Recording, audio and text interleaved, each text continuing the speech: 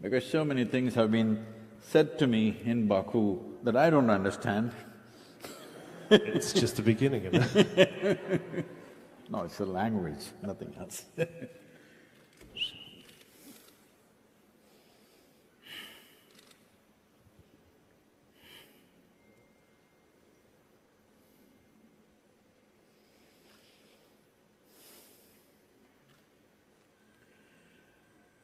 Jananam sukadham maranam karunam milanam maduram smaranam karunam kalavashadiha sakalam karunam samayadipate akilam karunam. Namaskaram and good evening to everyone.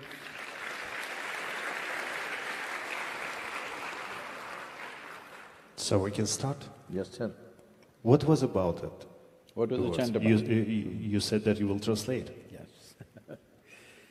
Well, life is a combination of just two things: a certain amount of time and a certain amount of energy.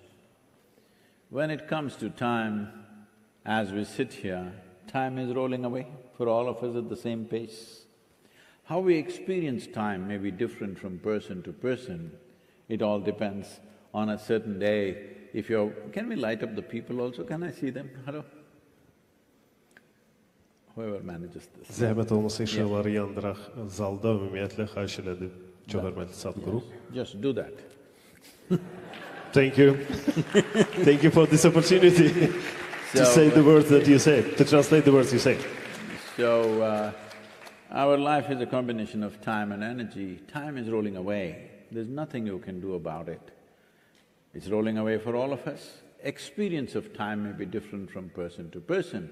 On a given day, if you're very joyful, you find 24 hours, poof, it's gone.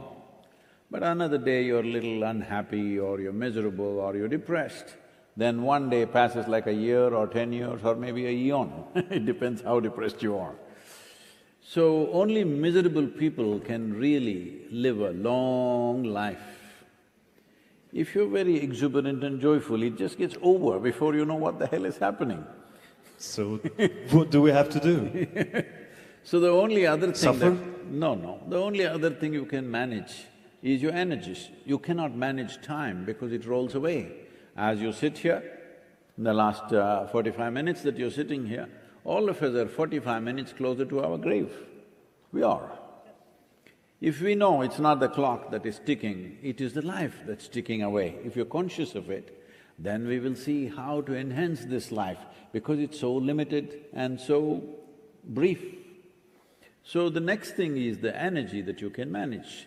Depending upon how intensely you manage your energy, accordingly your life and the quality of it in terms of pleasantness of life, profoundness of life, and the impactfulness of your life is determined by this.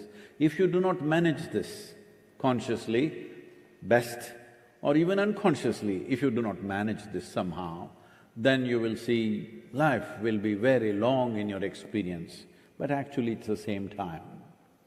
So, this process of managing life and time, time and energy, is the whole science of yoga, how to manage time and energy in such a way that the best can happen to you and to everybody else around you. Let's make it happen.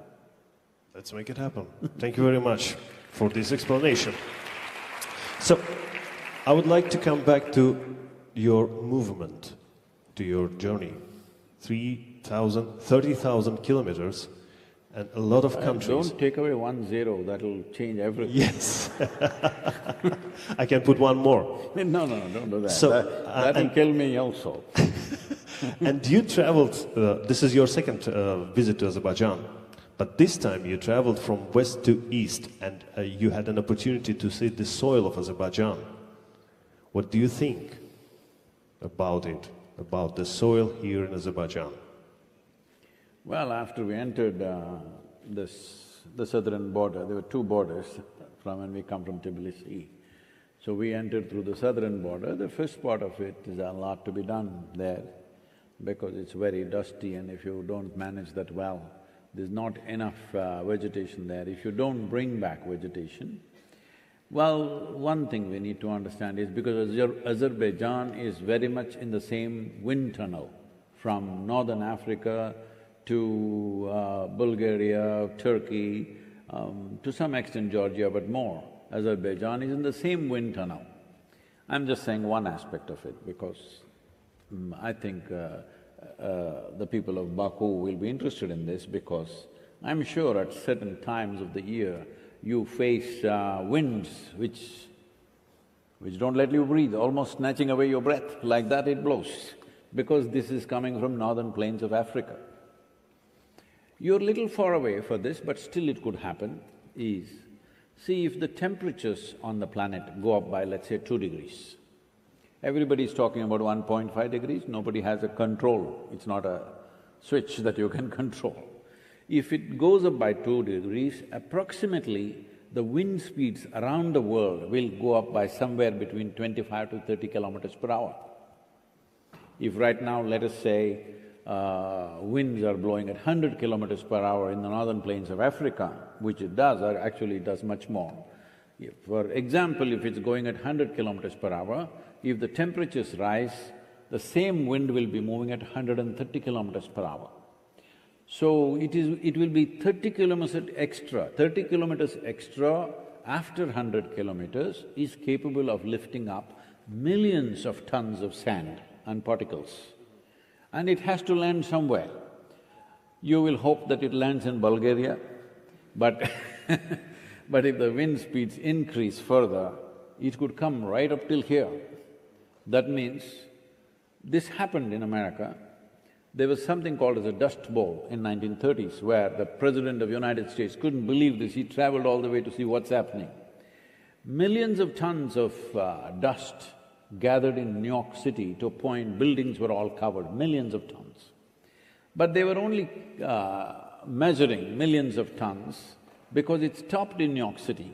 Nobody measured how much went into the Atlantic Ocean, all right? If millions of tons stopped here, many more millions of tons would have landed in Atlantic, that means it lost. So today we are measuring it in United States and saying 30% of the America's topsoil is simply gone. Gone. Not degenerated, it's just gone.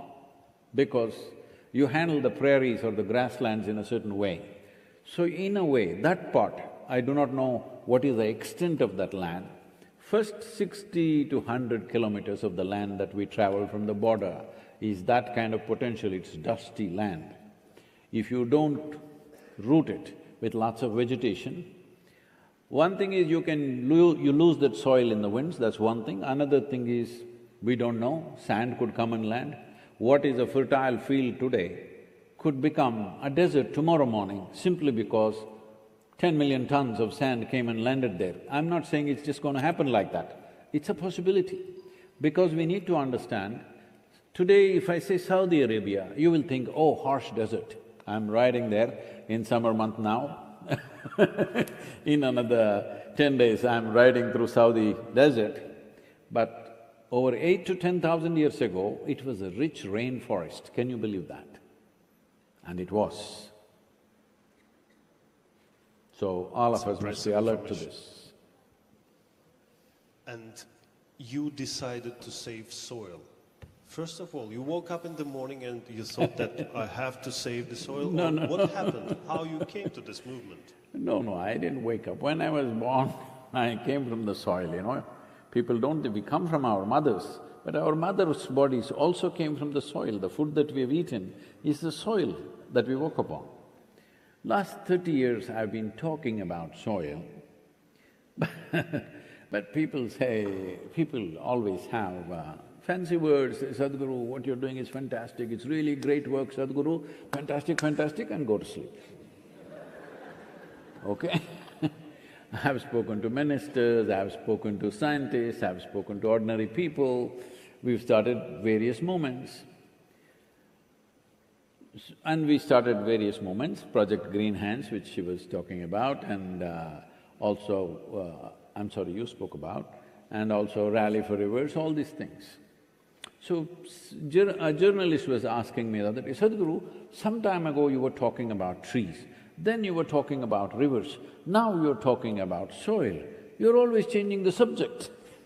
I said, oh, this is like, it once happened. Shankaran Pillai was in the Baku, Azerbaijani University, an Indian boy. There are some Indian boys here, so I'm telling. And he one day cornered the college beauty and told her, see, I love you and I love you and I love you. The girl stopped and said, will you marry me? He said, come on, don't change the subject. This is just like this.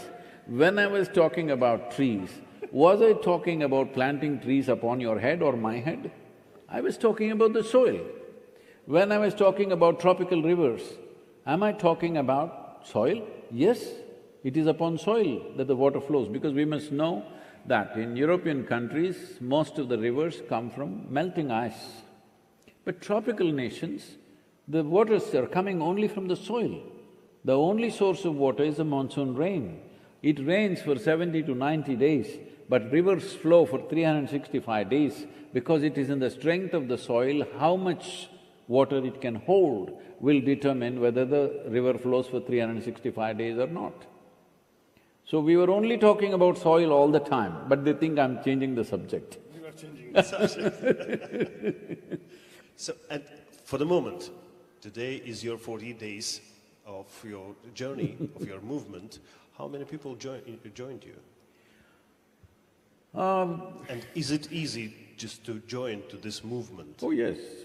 You don't What do I have to do for that? See, I don't want you to join the movement. I want you to become the movement, because it's you, it's the people who can do it.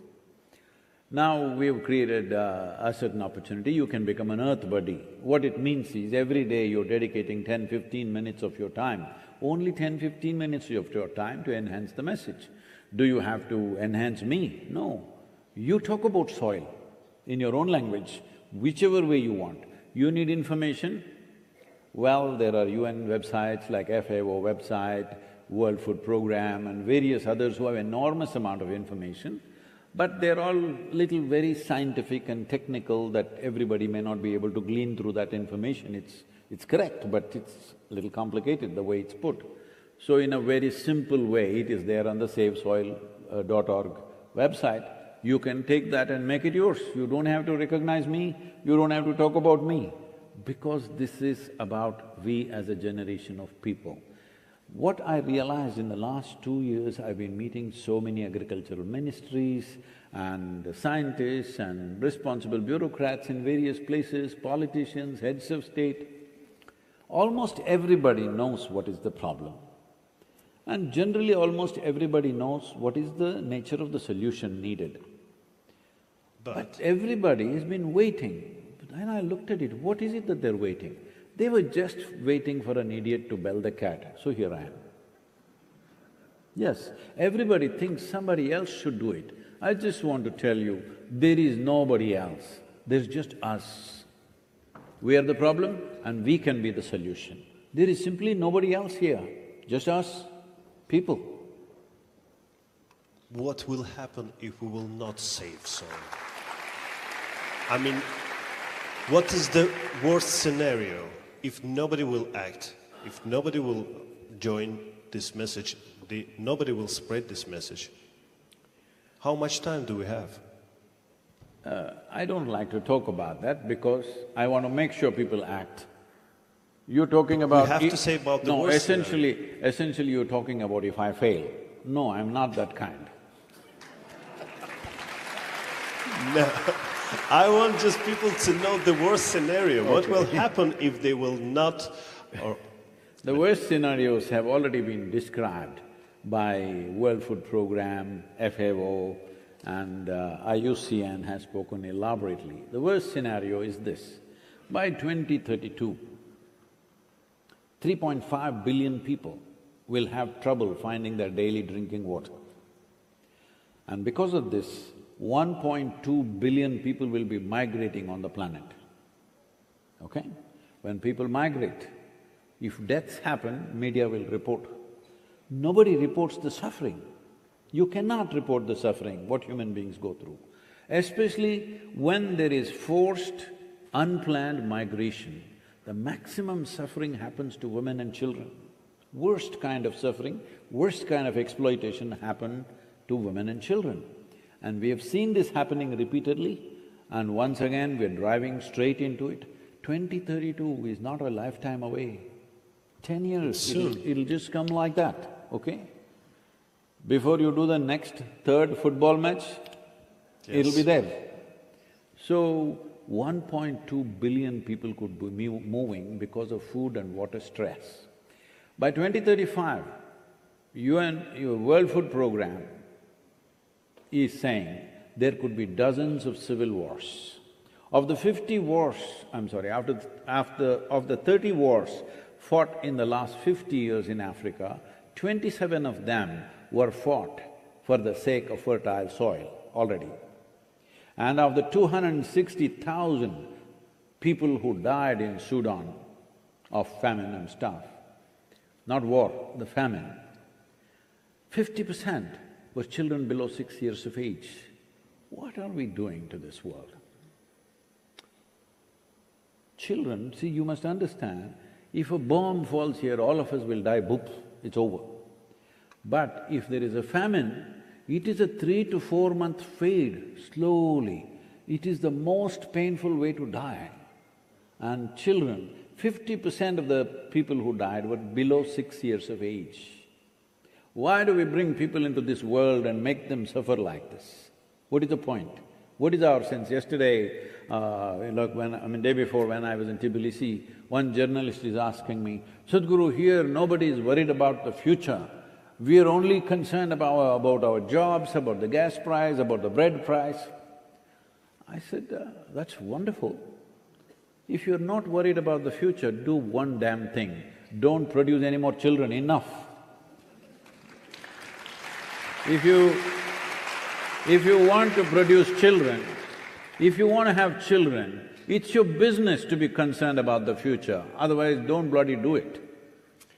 In the video, I saw the message you said that instead of saying your children, I love you, just save the soil. This is the same meaning, right? So, what the next step that we have? You want more horrendous facts? By 2045, there'll be 40% less food on the planet, and our populations will be over 9.2 billion people. Is it a world you want to live in? Is it a world where we want to leave our children and go?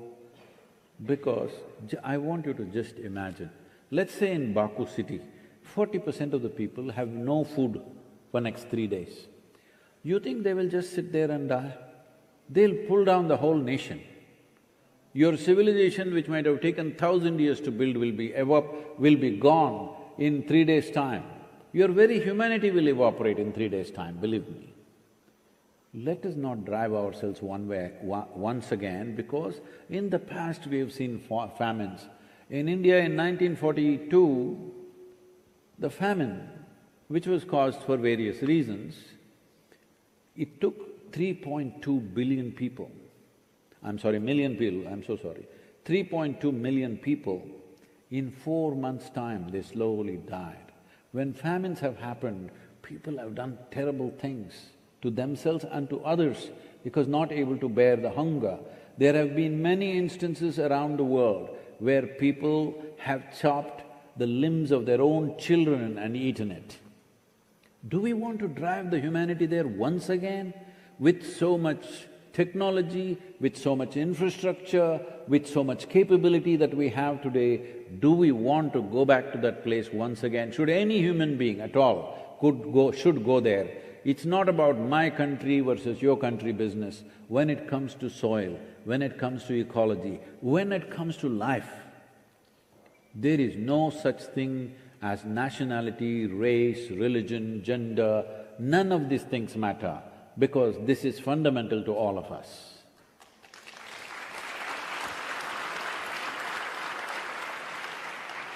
Now we're talking about the danger, about the death, about everything that will happen if we will not save soil. What exact steps should we take? I mean, by myself, tomorrow in the morning, what do I have to do except spreading the message? That's all you must do right now, because otherwise what you will do is you'll roll up your sleeves and fix your kitchen garden. Very cute of you, but it's not a solution. Because most people's garden is just one flower pot. They're going to put their vegetable compost there and say, I did it, I did it. That's not the way, because that time is gone. I'll fix my kitchen garden, that time is past. We've come to a place, if we don't seriously act, and when I say seriously act, serious action cannot happen without enshrining it in the policy. When I say enshrining it in the policy, see, if you go to the old part of Baku, I've been there, this is true with every city in the world. If you go to the old part, there are homes there where there is no concept of a window, because wall to wall people have built houses. Why did this happen? Because there were no urban laws. People built whichever way. Whichever way, like this, like that, they built. Go to the new part of the city, here there are laws. If you have 10,000 square feet of land, you cannot build 10,000 square feet building. There is some law, 6,000, 7,000, whatever, some space for yourself, your neighbor, all this is a must. If you build more than what you should build, I'm sure the authorities will come and demolish it. But if you have 100 acres of land, you can plow every inch of it, turn it into a desert in the next 10 years' time. Nobody will ask you, why have you done this, anywhere in the world, because there are no laws for rural lands. So I'm saying for agricultural land, as there is law for urban lands, there needs to be a law, because soil is not our property. It is a legacy that's come to us from previous generations. We must pass it on as living soil for future generations. Most important thing is, first of all, to understand soil is a living entity. I've been talking to various agriculture ministries around the world. What I see is in most countries, when I say most, I'm talking about 85 to 90% of the nations in the world are still addressing the soil as an inert substance. It's an inert substance which is a resource, which we can fix by adding a chemical or removing a chemical. Soil is the greatest, the largest and the most fantastic living system, not just on this planet, in the known universe. Nowhere else there is such a thing. This is a place where if you sow death, life will happen out of it. Tell me, where is there a place where zillions of lives are living and they manufacture all this life? I want everybody to understand, whether it is a worm or an insect or a butterfly or a tree or a bird or a man or a woman or any other animal that you see, everything has come from soil. When I say soil, it's just first 15 to 18 inches of soil. This magic is doing everything on the land. It's about 1 meter, right? Not even a meter. 1 meter is 3.23 feet or something like that. This is much less than that, 18 inches, just this much. 18, okay. Yes, a foot and a half. So, but half a meter. Yes, half a meter. But to save the soil, What do we have to do? All right? Please, complete the question, I'm so sorry. No. Can we equal this mission, save soil, with the salvation of our spirit? I mean, spiritually, how it feeds us? Except, I mean, future. Shall I come to the spiritual thing a little later? I'm not dodging it, I'm coming to that. But the physical aspect of it. Okay. See, we're in a cusp of time. This is the significance of the being in this generation. Right now, on an average, the loss of biodiversity or the loss of species of organisms on the planet per year is 27,000. Yes, you heard it right, 27,000 species are being lost per year. At this rate, in 25 to 30 years, we will reach a point where even if we want to revive the soil, it's going to be extremely difficult. In 40 to 45 years, it'll become impossible. This is where we are. This is why the need to act right now is so important. About I fix my land, you fix your land, you keep your land really wonderful, I kept it wonderful. Where is the guarantee next generation will keep it the same way? That's what has happened right now, isn't it? So if it has to be maintained that way, it must be in the policy that if you hold agricultural land, minimum of 3 to 6% organic content has to be there. For this, incentive-based policies are needed. If you're interested, we can go into that later. But right now about the spiritual aspect of it, see, for most human beings, spirituality means hot air in their head. All kinds of weird things. They will see in the dark corners, they will see spirits floating around, this happening. If they watch a horror movie, they will see all over the place. If they read one book, they will imagine all kinds of things. Leave this. Let me put this into proper technical definition of what is spiritual. See, you have a body, this is physical of you, right? You have thoughts and emotions, this is mental and psychological aspect. These are two aspects. Both these things you gathered over a period of time. When you were born, you were only this much. Slowly, what is your favorite food? Sturgeon, is it? Favorite food? No. In Azerbaijan, tell me, everybody's favorite. Is it a lot of baklava? What is it? Dolma, baklava, whatever. All those things. All those things. As you eat, the body grew. The food that you eat has come from the land that you walk upon.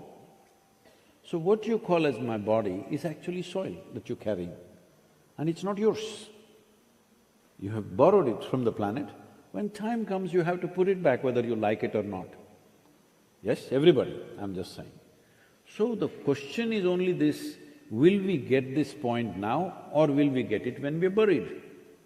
This is the only question. So if you understand, the body that I carry, which I think is me right now, is actually not me, it is just soil that I've gathered. It's mine. For now it is mine.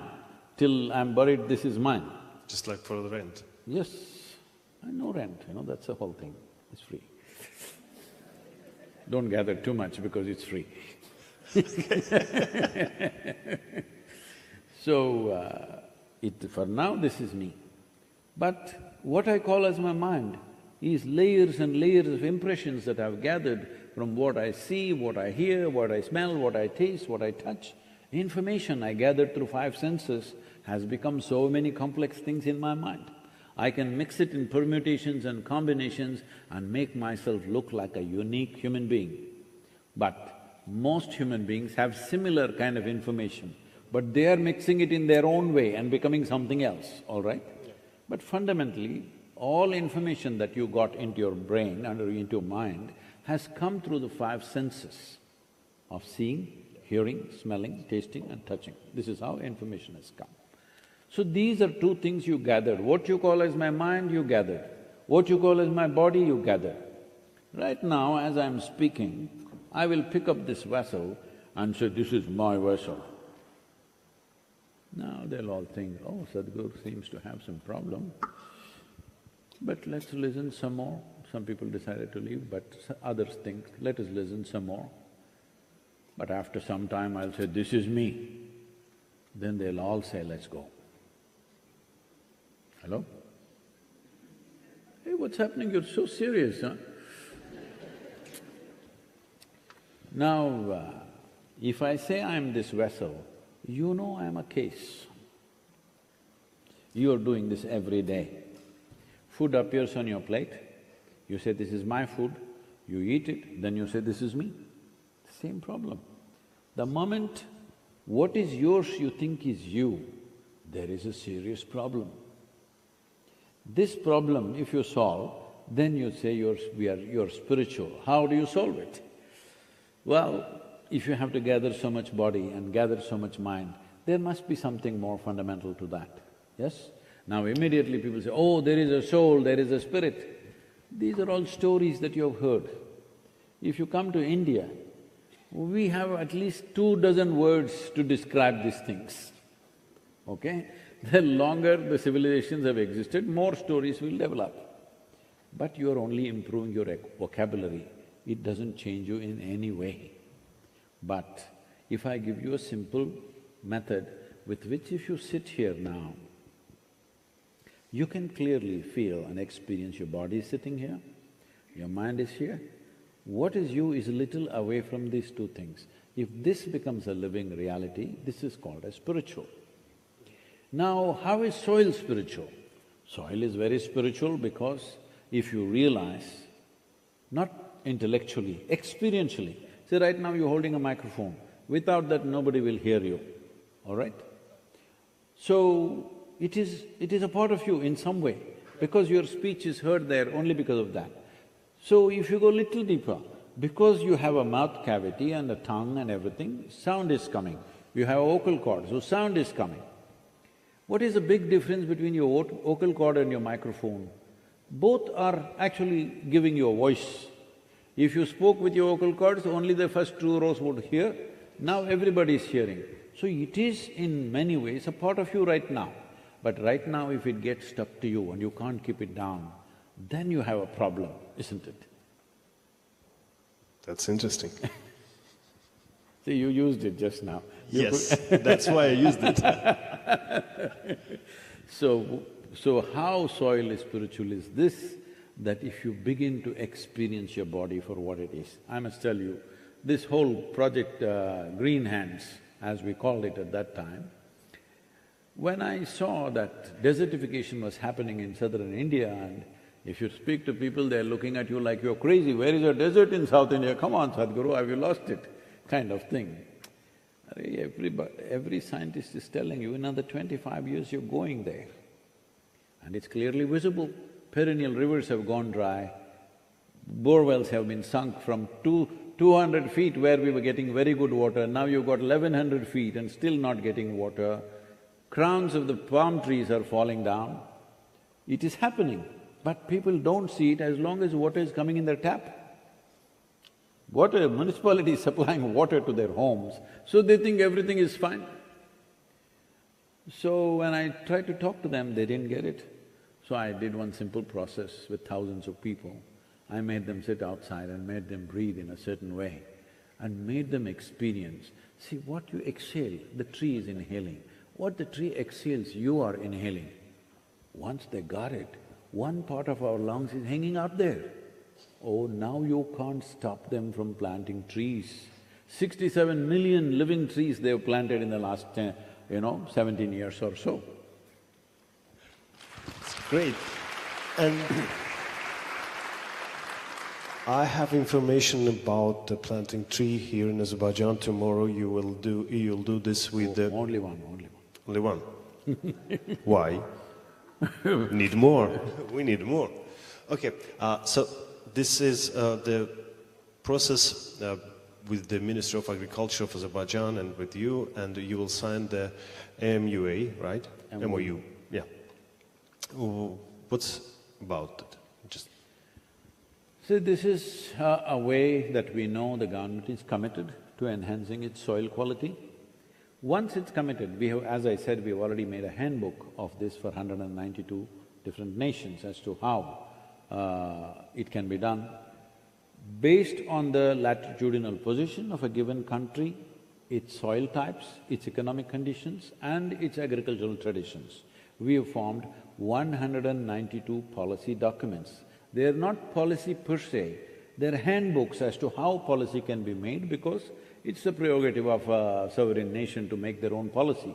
But a simple handbook, it's taken us over 2 years with top scientists working on this as to how this should be done. There are hundreds of ways of doing it. It is the choice of the farmers and the government to do it. One simple thing is this.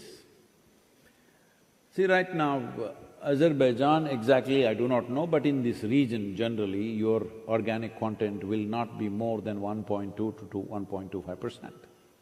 On an average, I'm saying, in some places it may be more, in some places it may be less.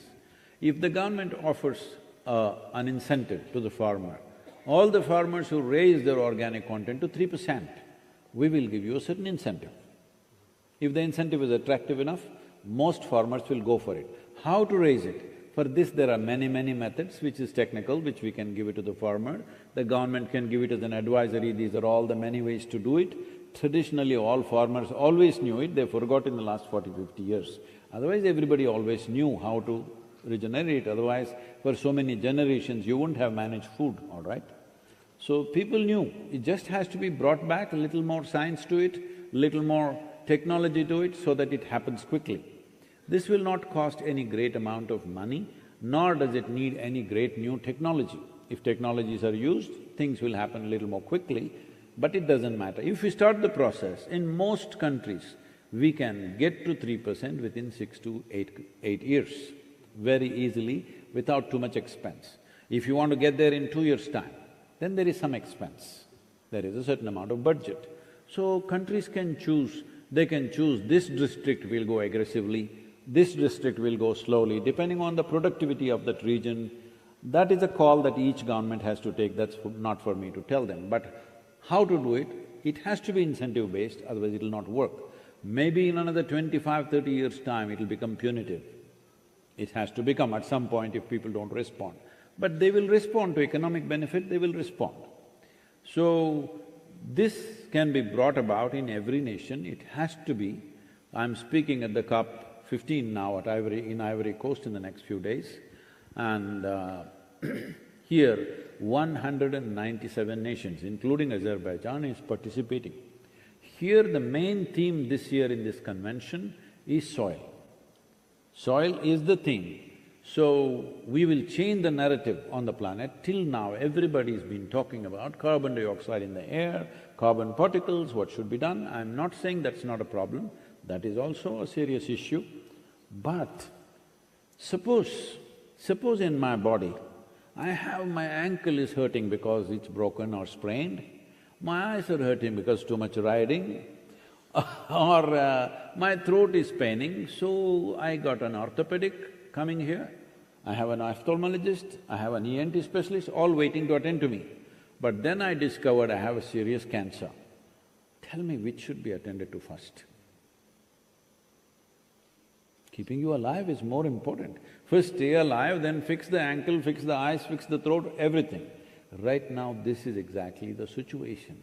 If the soil dies down, and all your fancy talk about environment will mean nothing, I'm not saying that's not important, I'm not saying that cannot be done in parallel, it can be. But this has to be attended to on an express, with a very express significance to it, otherwise we would have failed because 20–25 years if we spend without doing anything, then turning it around will become a very serious challenge. So, for the moment, don't you mind if audience will ask questions? Not at all. No? Just tell them not to ask me difficult questions. You don't want difficult questions? No, ask them not to ask me very difficult Okay. questions. Çətin olmayan suallarınızı Sadhguru'ya verə bilərsiniz, hörmətli qonaqlar. Bizim… The most difficult question will be if you ask it in Azerbaijani. I'll try to translate in Russian.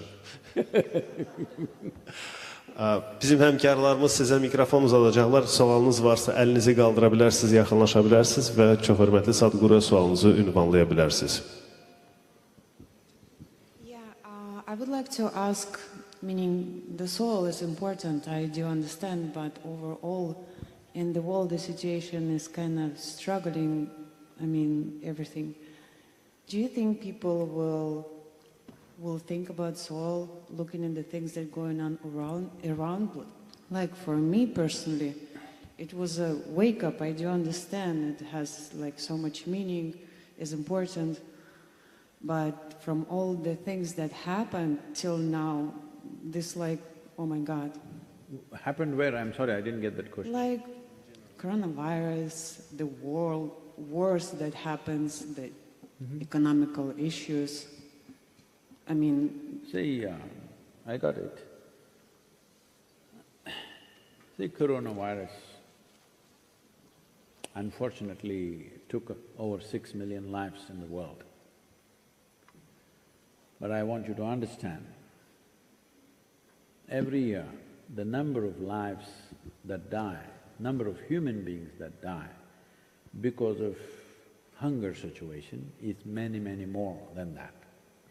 Number of children who die of malnourishment is many, many fold more than that.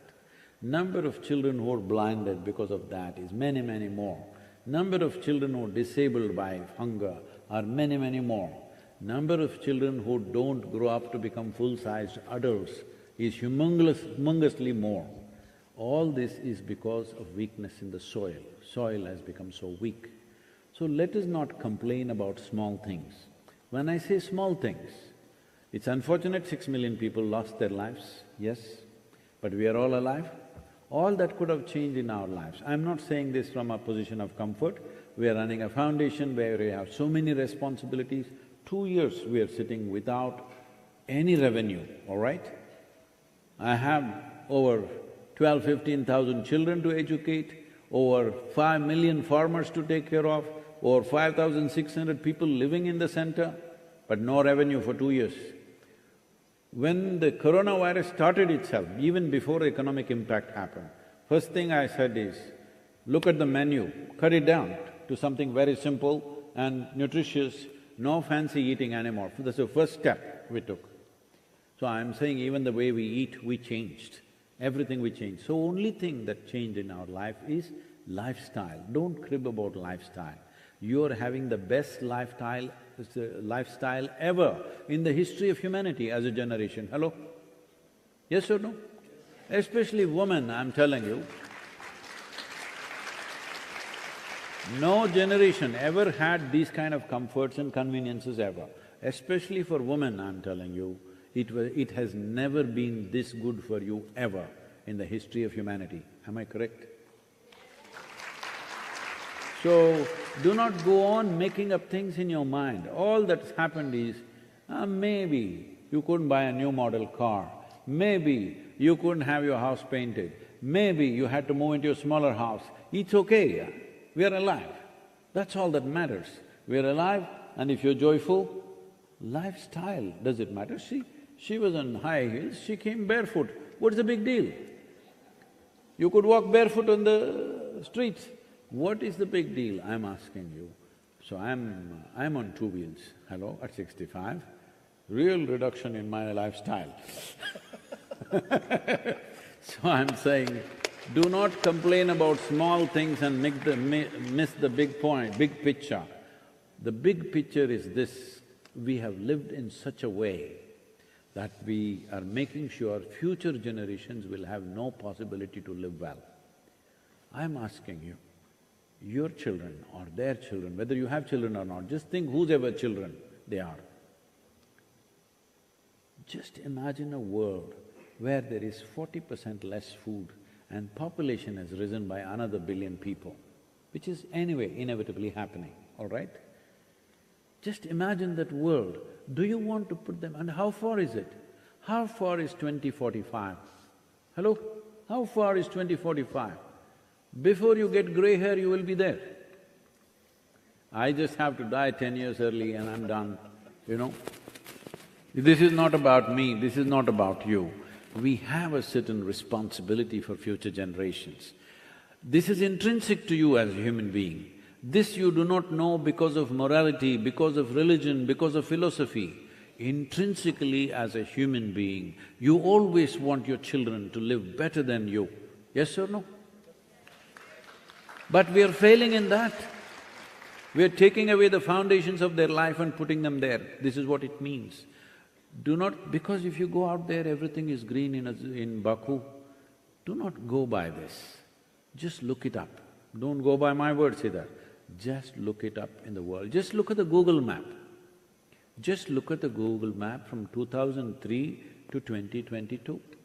I'm telling you, in 25 years, in just 25 years, Earth has lost 10% of the land to desertification. It's become desert, 10% in 25 years.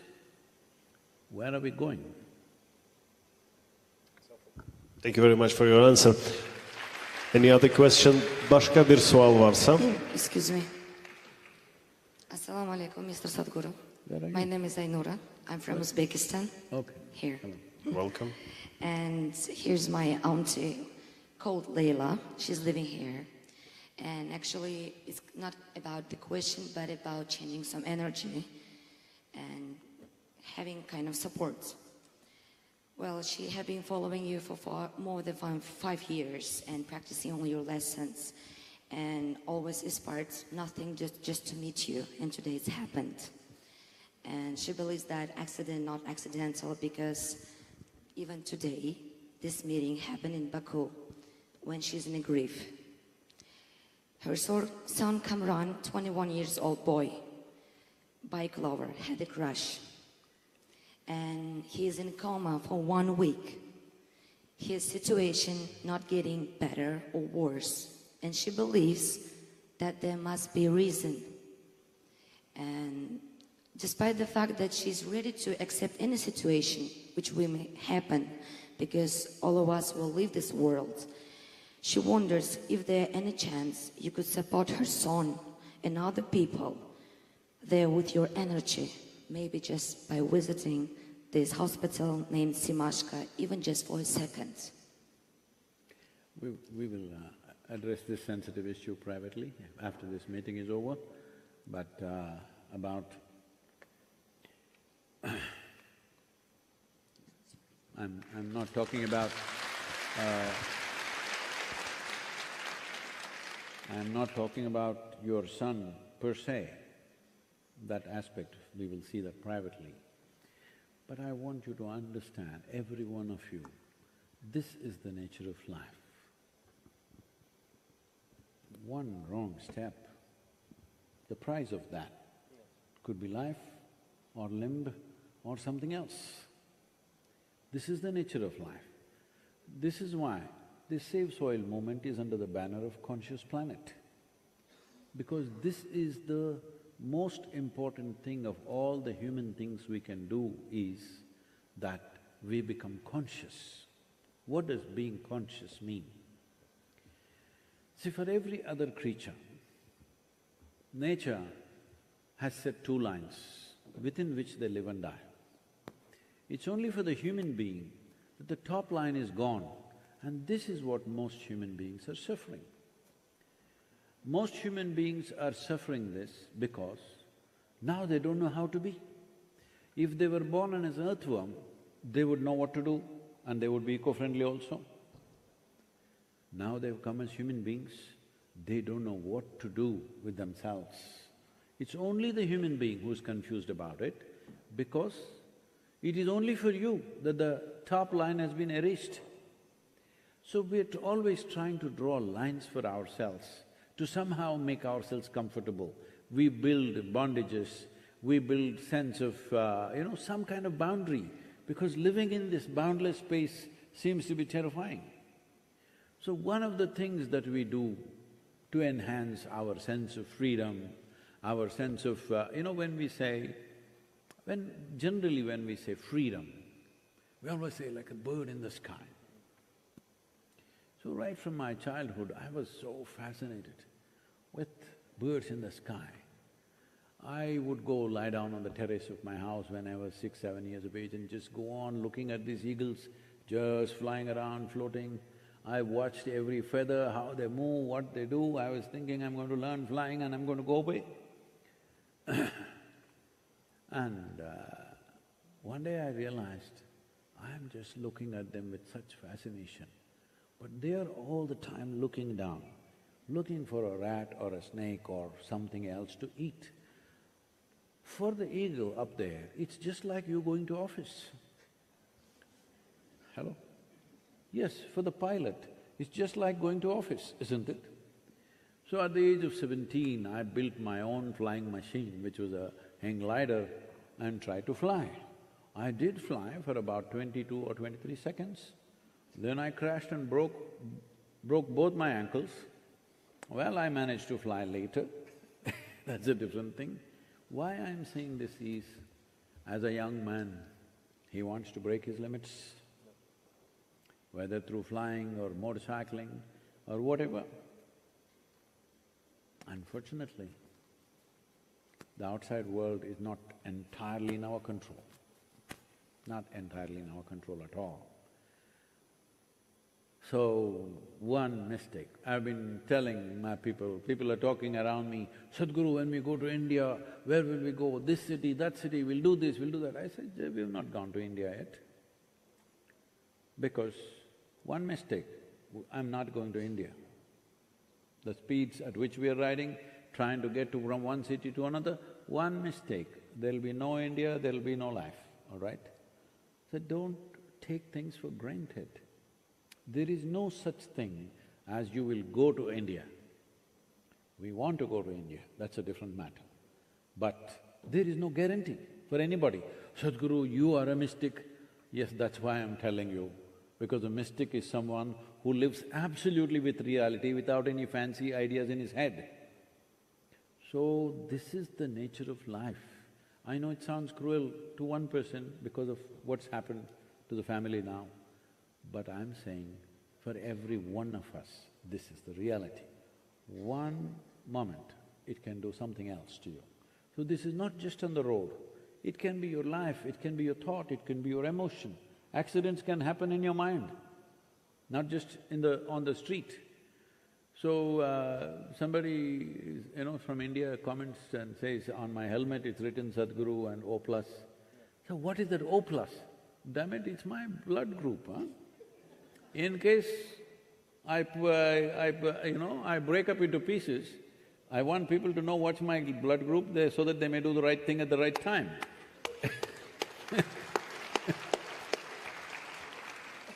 So I'm saying, let us understand this. Yes, everybody wants to break limits, everybody should strive to break limitations. Physically, mentally, spiritually, we must break limitations, otherwise what's the point of being human? But at the same time, we must understand that this is all it takes. One simple mistake, that's it. One moment of unawareness. It can cost life, it can cost limb, it can cost life in so many different ways. So, knowing this fully well, still you step out and do the things that you have to do, that is when it is called an adventure. If you don't know the risk and do stupid things, that's not called adventure, that is called as stupidity. Yes, it's very important that you're adventurous in your life. Hope the boy recovers, we'll see what we can do for him. But it's very important you do adventurous things.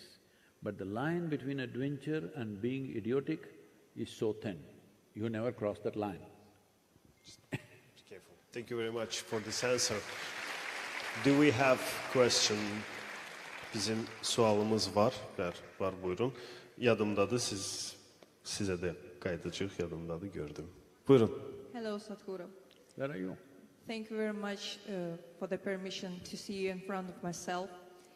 And just little ask, I need your signature and pray for me and for my 4-year-old girl, and that's all. About the questions, I every day watching your videos on YouTube, I find all answers for my questions, so I live with you, I meditate. Yeah, there is no day without you, Sadhguru. Thank you. And please, your signature. Thank you. But who told you I can write? Do I look like that?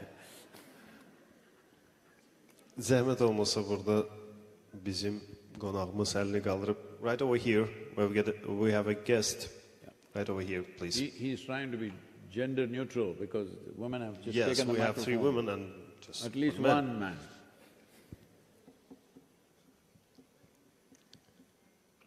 Buyurun. Thank you very much. Good evening, Sadhguru. Good evening. I have 2 questions. The first one is, how do you feel tonight here in Baku? Tell the second question also. And the second one, I don't know, maybe it's a bit more complicated, but we hear about the nature, the environment, and it is made sound as if it is a problem of the nature, but actually it's a problem of the human race, of humans.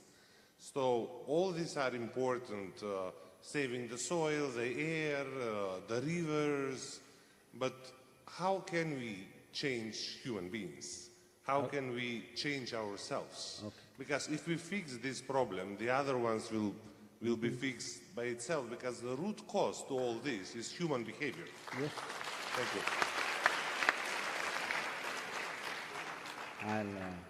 I'll answer the second question first because the other one will anyway come. See, there was a potato farmer. You know potato farmer, you grow potatoes in Azerbaijan? Yes. One day he wanted to eat apples. He went to the right tree, the apple tree. But out of sheer habit, looking for apples, he started digging the ground because he's a potato farmer. When he found no apples, he became furious and he dug furiously. Then the tree came down upon him. This is the case of the human society right now. All this has been done, this damage to the soil or air or water, whatever else has happened, not because of some evil design. There's nobody sitting there and thinking, how shall I destroy the planet? There is no such evil design. It is all in pursuit of human happiness and well-being.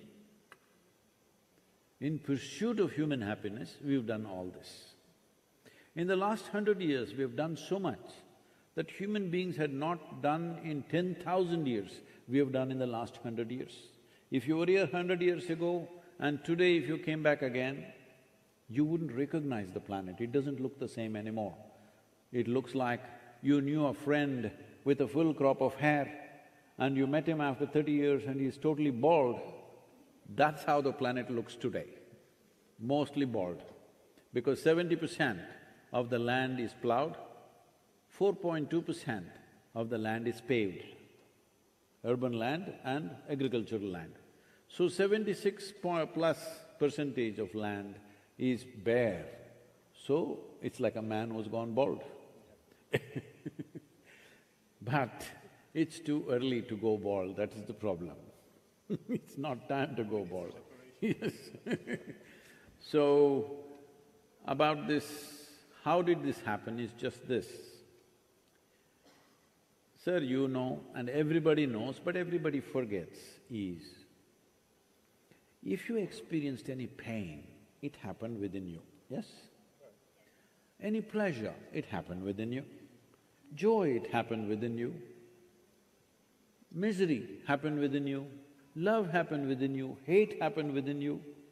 Agony and ecstasy also happened within you. Whatever damn thing that ever happened to you always happened within you. Yes or no? Right now, do you see me? Hello?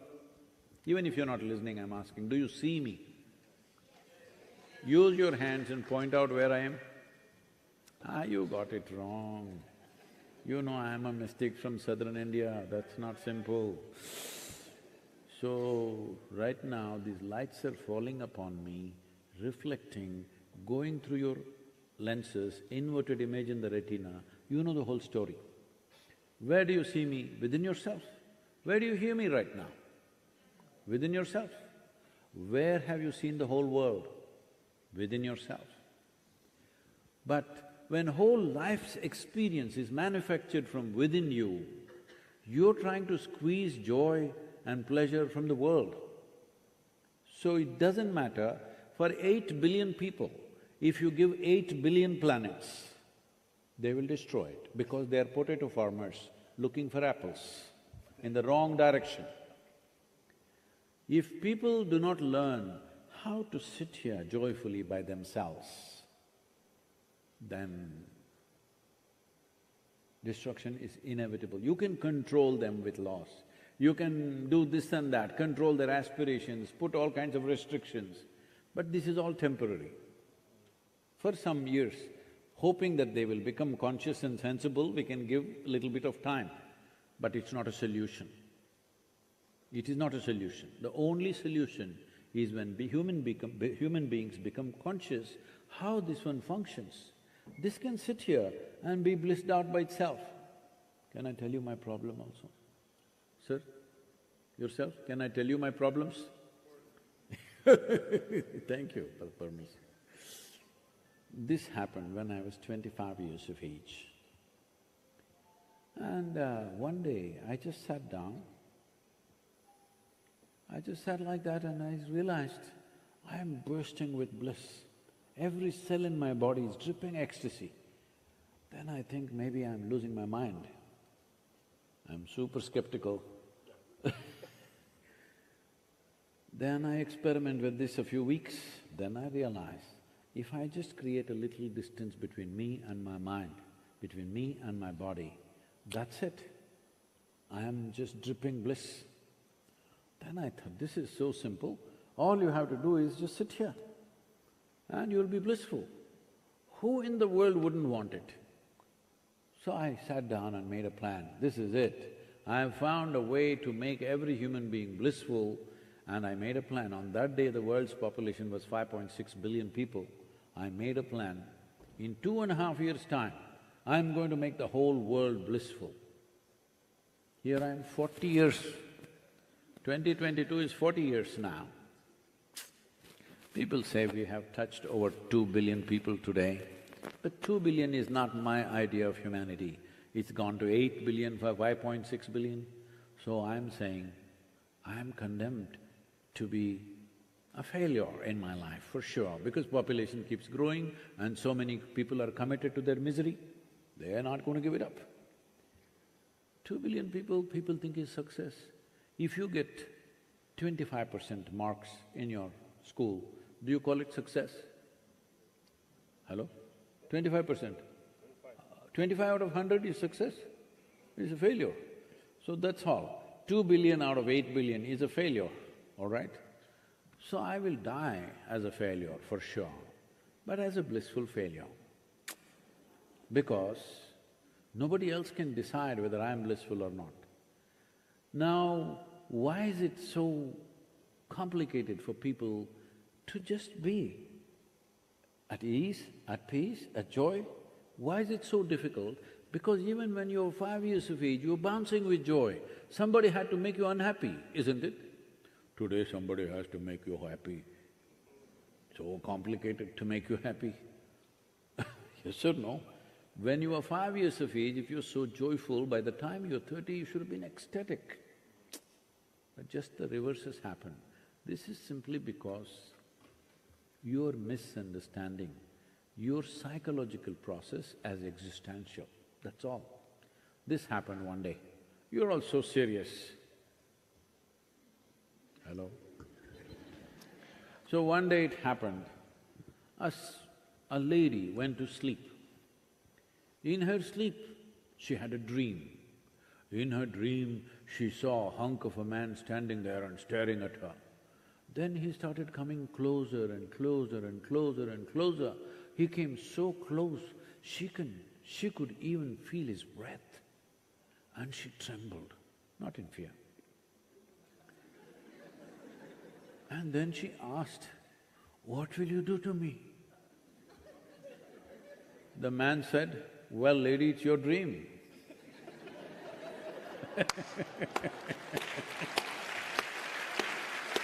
So, what is happening in your mind is your dream. If you cannot even manage your dream the way you want it, how will you do life? So right now, most people's misery is just that they're not able to manage their dream. Their psychological drama, their thinking is for real. It's your making. You're the director of this drama. You're a bad director, that's all there is. Hello? Your drama is not going your way means what? You're a bad director. If you fix this one thing, if you're joyful by your own nature, just see on any given day, many days you've been joyful. On the day when you are very joyful, there is no compulsiveness about anything. You will do what is needed. That's all that needs to happen. Right now, human activity is in a compulsive mode. It has to become conscious. That is only possible if you are peaceful and joyful by your own nature. Thank you very much for being here. Thank you, thank you. So, dear Sadhguru, I've got a sign that this is the last question for the moment, so… Yes, sir. Please, the last question. Oh, Sonuncu one more sualdır last çünkü bizim vaxtımız artıq məndə tutdu. Mənə buradan işarələr eləyirlər. Hello, Where are you? upper side. Oh, Oh, okay, somewhere there. yep. Okay. Hello, Sadhguru. Welcome to Azerbaijan. Sorry, I'm really excited. I am Bago, I'm from Azerbaijan, and my question is, you have large amount of knowledge, and when you talk, we really can find something from our own. So you really has nice explanation about the world, I would say. But the question here Come to the is, question, yeah, that's great. the question here is, how you develop yourself? So what's your daily routine maybe to developing yourself? So it's obvious that you don't stop there and something comes to your brain. So you should do something. But what is it? What's the secret? Thank you. The question is, what's your secret? What's my secret?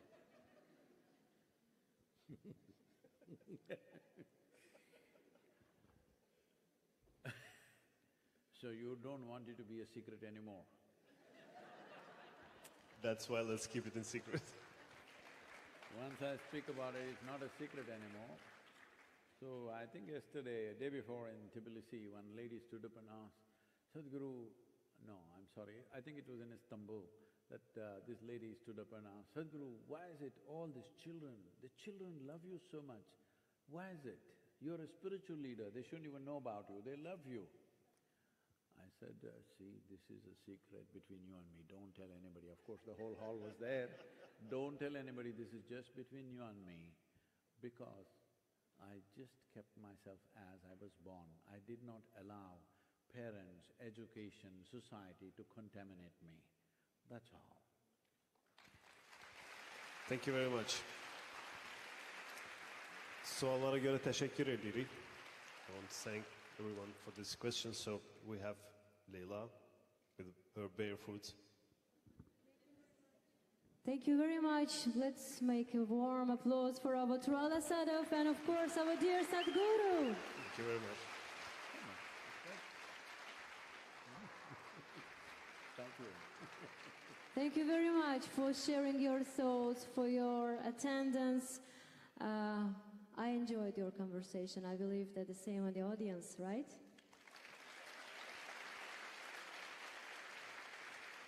Dear Sadhguru, I would also love to greet and to make a big thank. I would love to share our emotions and of course the big team of Sadhguru, the big team of volunteers, they made their best to this event come true. And of course, Isha Foundation, our greetings. Thank you very much. Give a round of applause to your team. And last but not the least, dear Sadhguru, I would love to thank all of our guests, our audience. Thank you for coming tonight. Thank you for being with us. And thank you. This is a message. Of course I will. Please, dear guests, follow our social pages, on Instagram, Facebook, Twitter and YouTube, and share your thoughts, share your photos. SaveSoil.org website with as many people as you can. Please share this website with all of your friends. And of course, if you will post something, do not forget to make a hashtag SaveSoil, and we will sing together, right?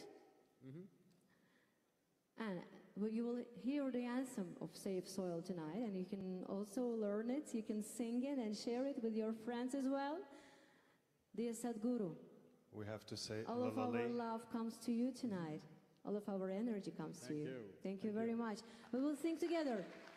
Let's sing it. Let's start it. If you have some more remarks, some more thoughts. This is a generational thing. It's not just about you and me.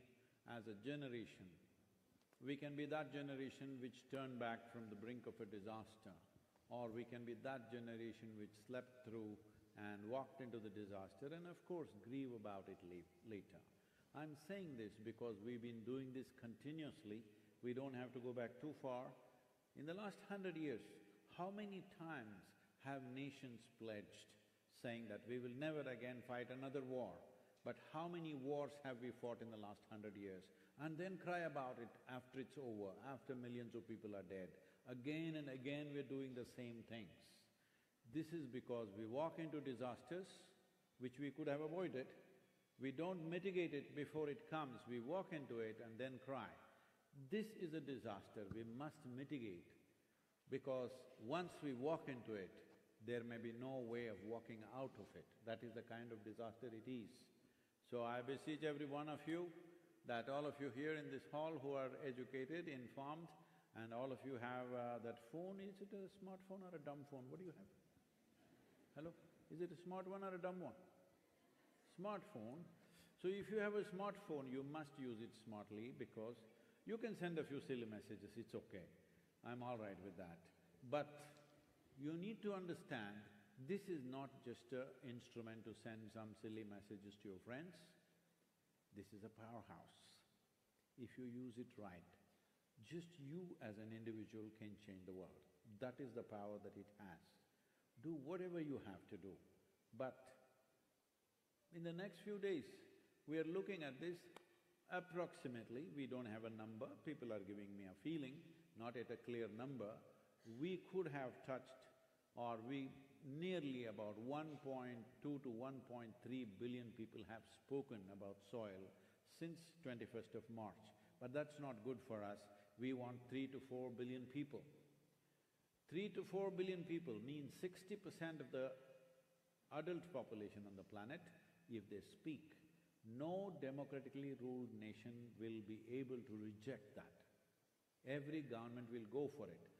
I want you to understand, generally in democracies, here maybe it's a more stable and long-term kind of thing, but in most democracies, leaders get elected for 4 years or maximum 5 years.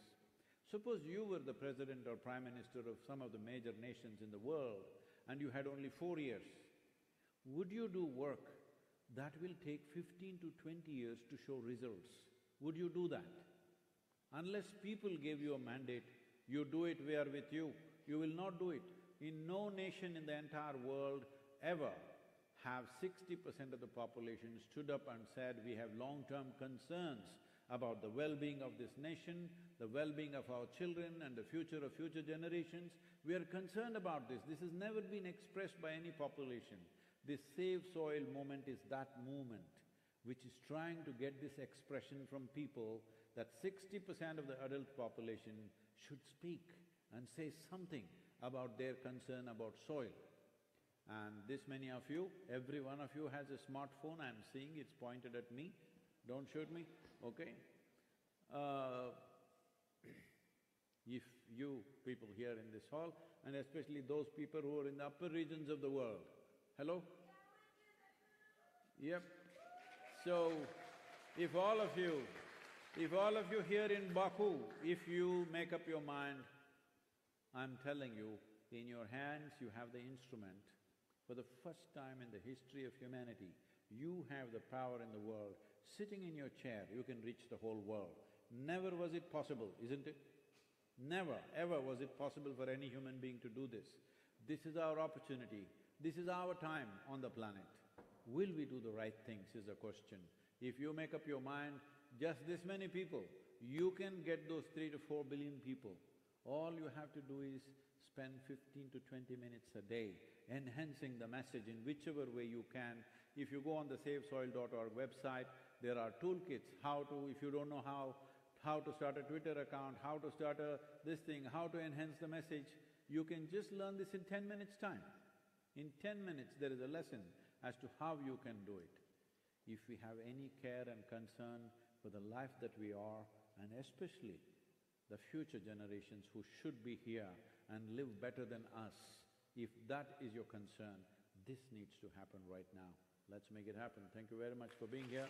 Thank you. Thank you very much. And we have one present for you from audience. Oh. That's for you. Thank you. This is my niece writing for you. She's young artist. Oh, hello. Wonderful. Thank you very much. And we are very happy to represent to you the soil anthem, which has created soil waves across the world. A dance for earth. Let's talk soil, sing soil, breathe soil, and live soil all together.